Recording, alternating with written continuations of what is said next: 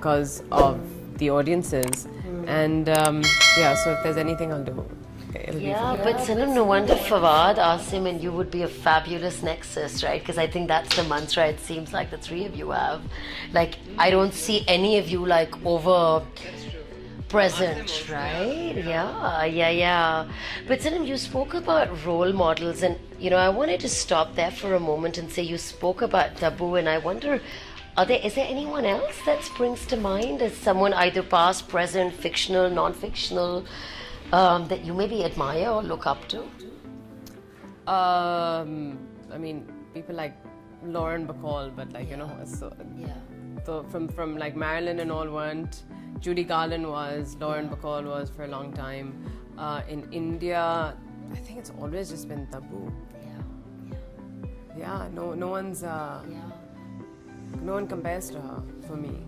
I mean, I love the others; they're great, but they're stars. Sure. Not to say that Tabu's not a star, but I just like how she's just doesn't put herself out there so much, and yet the recent roles she's done, they're fantastic. She looks amazing. Her work is really fun. She's always a treat to watch. In Pakistan, Sania Saeed. I mean, look at what she's done in Sarmad Khusart's new Kamli. Did you see the? I haven't. Oh my God, I haven't. that is beautiful. Sarmad is someone I really admire too. His work, and Sania is another actress that I think her work. Saba Karim is doing it, and Saba Karim is fantastic. She's pretty phenomenal. But in terms of a role model who's been in the business a while, Sania Saeed would be one of those. And it seems like whether it's Tabu or her, just again as someone from the outside, you feel like they're just comfortable in their own skin. Yeah. And there isn't this, but that's great.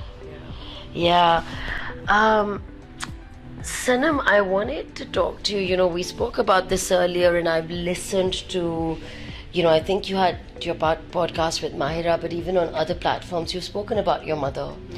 You've spoken about kind of, your time with her, but even sort of losing her. And of course, I don't want to kind of take you back into a dark space right now, but what I do want to kind of talk about is, you said it's been 5 years, since you lost her, and obviously she's been a life force, probably continues to be in different fashions and forms. And I remember listening to your conversation with Myra and just feeling like, it was really moving, but it was also, I suppose, just really, you probably weren't intending it for it to be like that, but it was real, it was poetic, it was powerful, it was relatable, right? I mean, I feel like it was all of those things.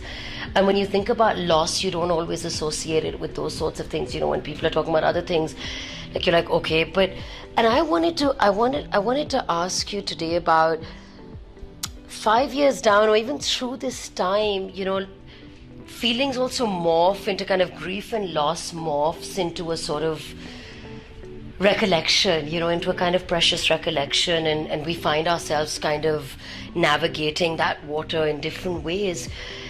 Talk to us about your mother a little bit, and about just the imprint that she's left on you, her impact on your life and your being, and how you choose to remember.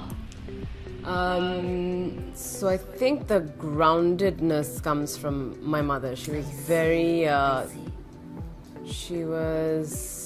very straightforward, very confident in who she was and her skin and her surroundings, and wasn't afraid to do a man's job. Wasn't afraid to like, oh, nee, I can't because, Flan will do it, or the man of the house, or a man will come and do this job for me.